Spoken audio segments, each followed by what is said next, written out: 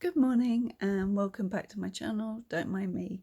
My name's Diana and today I want to read a story called The White Crone by J.L. Mitchell, and it is about sleep paralysis, which I have had a couple of experiences of.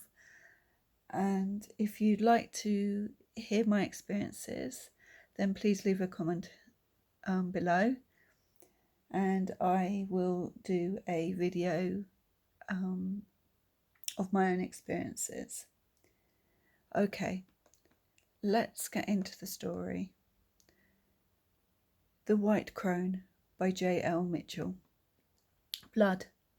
The taste is the only thing I have awareness of, my sole focus. Blood in my mouth, metallic and somewhat brackish.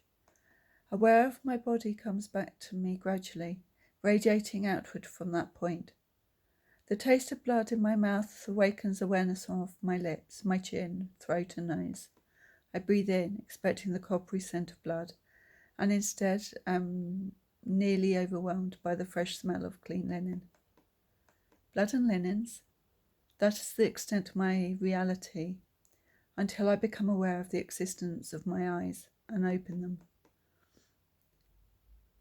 The white textured ceiling stretches out above me, intersecting the pale grey walls toward the middle of the room. The ceiling fan sweeps rhythmically. I become aware of the soreness along the side of my tongue. That at least explains the taste of blood. My neck is made of stone, or at least it feels that way when I strain my head to move it. My eyes are able to dart to the periphery, where I see her outline, though even without seeing, I would know she was there. Most call her the old hag. I came up with a different name for her in my youth, before I knew anyone else could see her, the White Crone. I have never seen her directly, only in my periphery, standing at the bedside, staring down at me. As such, I can't say that I've seen her, but I know what she looks like, all the same. The fact she does not exist is irrelevant. I feel her eyes searing into me, as real as anything else I have ever experienced. Sleep paralysis. The logical part of my mind recites a temporary inability to move or speak while falling asleep or upon waking. The White Crone does not move. She doesn't do anything but stare. Yet I can sense she is angry at my thoughts, enraged that I dare doubt the reality of her. Most people who have had sleep paralysis report an overwhelming evil presence in the room. The intruder often takes the form of a witch or demon. Sometimes the entity sits on their chest, crushing the life out of them. For me, she is always standing just beside the bed, at the very blurry edge of my vision.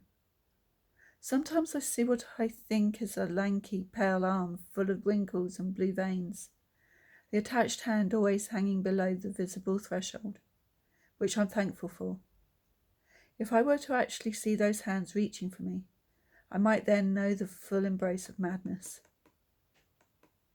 The first visit from the White Crone occurred when I was about 8 years old. My mother assured me I'd simply had a nightmare.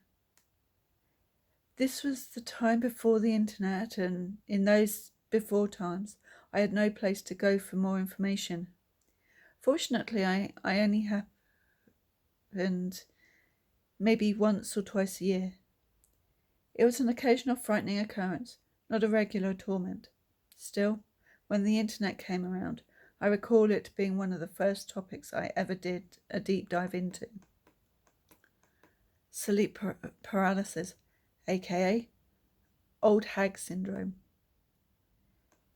It would be easy to assign supernatural meaning to the fact historically, most people personally, the intruding presence to be something malicious, and the fact so many report similar creatures, the hag, the demon. But I'm also aware that people from different cultures report seeing other entities, a jinn, incubi, or even aliens have all been described by various people from all around the world. This suggests, at least to me, a mind grappling for an explanation for a fear it is currently experiencing, rather than the perception of an external force. Meaning the paralysis comes first, and the struggling mind reaches the conclusion that its body is being overpowered, and the entity responsible is most often a combination of that person's cultural and personal fears. I don't know what my deep paralysis demon, being an old white woman who stands just outside of my eyesight, says about me personally. Maybe I don't want to know. But can she be called a woman? Really? She isn't human. She's vaguely humanoid in shape. Perhaps I can see her now, in the corner of my eye, and her skin is so milky white it casts an almost ethereal glow, like a mystical elf from an epic fantasy. Under other circumstances, that would suggest purity, maybe, but not from the White Crone. I see the lanky forearm, pale and crossed with veins and wrinkles alike. The hands hang low. I can't see them. I feel like they are large, though, with skinny and graceful fingers like white spider legs. Sleep paralysis is just the body still being asleep while the mind is partially awake. That's all. It's not all that mysterious, really, when you get right down to it. But for the minute or two when the White Crone has you, everything real fades away. The memorized explanations fall flat, because she knows that she's real and she doesn't require that you believe in her too. Most episodes of paralysis only last a minute or two. I have no idea how long I've been in the grip of this one. Time has little meaning in this space between wakefulness and sleep. In the twilight place, it might be 10 seconds in or up to nearly 2 minutes. No clue. Sometimes I think I can hear the heavy intake of her breathing, but it's most likely an anxiety-stretched perception of the sound of the ceiling fan. Despite having never looked her dead on, I have a sense of her. Oddly formless shape, sloping shoulders, pale, veined skin all over, wisps of silvery grey hair sprouting from mostly bald head, eyes like two burning exit wounds, and a charred mouth stretched into a tremendous grin. I don't know what she wants from me, but whatever it is, it's not time for it. Not yet. That's why she keeps coming back, you see. She's seeing if I'm ready, if I'm ripe, and one day I will be.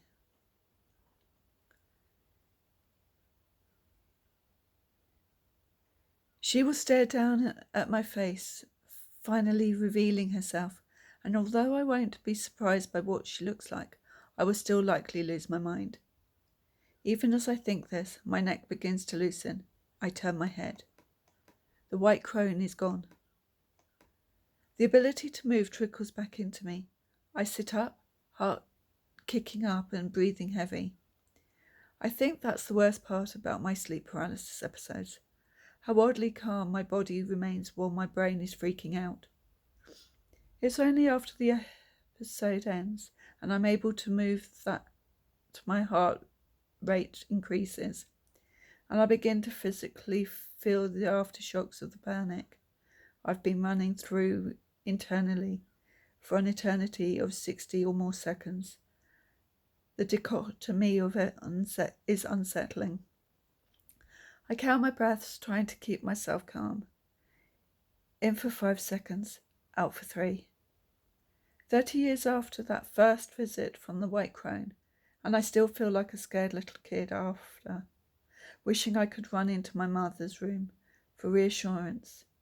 Instead, I head to the bathroom and rinse out my bloody mouth, checking my wounded tongue.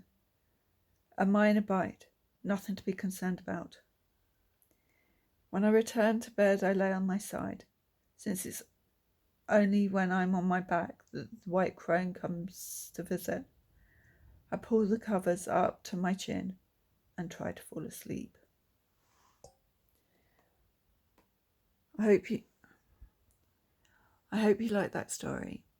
As I say, if you'd like me to tell you my own experiences of sleep paralysis, then please leave a comment below, and I will be doing another story next week, and again another horror story.